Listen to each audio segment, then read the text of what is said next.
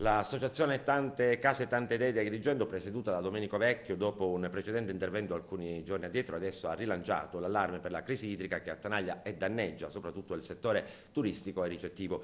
L'associazione ha incontrato il prefetto di Agrigento, Maria Rita Cocciufa. A conclusione, lo stesso Vecchio commenda: noi ci mettiamo la faccia, vogliamo rappresentare al meglio questo territorio. Il nostro appello è stato accolto dal prefetto, che ha preso atto delle difficoltà e delle nostre esigenze, che sono quelle dell'intera città. Tanti soffriamo per la carenza di distribuzione idrica. È ovvio che solo se teniamo alta l'attenzione su questo problema possiamo sperare di trovare una soluzione. Il prefetto ci ha rassicurato che c'è chi sta lavorando per far fronte a questa emergenza, evitando che continui a lungo, consentendoci di poter offrire ai nostri ospiti il servizio che meritano. Ma ascoltiamo lo stesso Vecchio, una delle rappresentanti dei B&B, Elvira Mangione, che ha partecipato all'incontro proprio in prefettura. È paradossale che in un momento in cui si parla di ripartenza e le strutture ricettive del nostro territorio incominciano a ricevere le prime prenotazioni, a ospitare i primi clienti, i primi ospiti, si presenti l'emergenza idrica.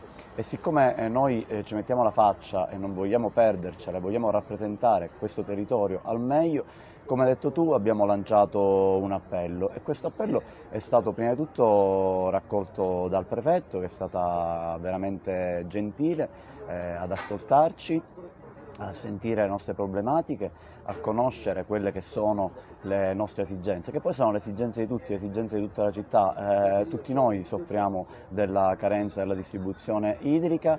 È ovvio che solo se teniamo alta l'attenzione su questa problematica possiamo arrivare a una soluzione. Il prefetto ovviamente conosce, ha già fotografato una situazione che ha ereditato e che va avanti nel tempo. L'emergenza idrica ce la portiamo sempre dietro da decenni, un po' tutto come negli ultimi 20 anni, però per fortuna abbiamo sentito anche e soprattutto da parte del prefetto che c'è chi sta lavorando per far fronte a questa emergenza e per evitare che si possa protrarre ancora a lungo. Dopo un anno di pandemia stiamo facendo i conti con una carenza d'acqua che c'è sempre stata, però in qualche modo ci facciamo più attenzione adesso perché finalmente riceviamo tante prenotazioni, ogni giorno aumentano sempre di più, ma percepiamo che in città rimane sempre il problema dell'acqua e quindi siamo molto preoccupati e stiamo monitorando giornalmente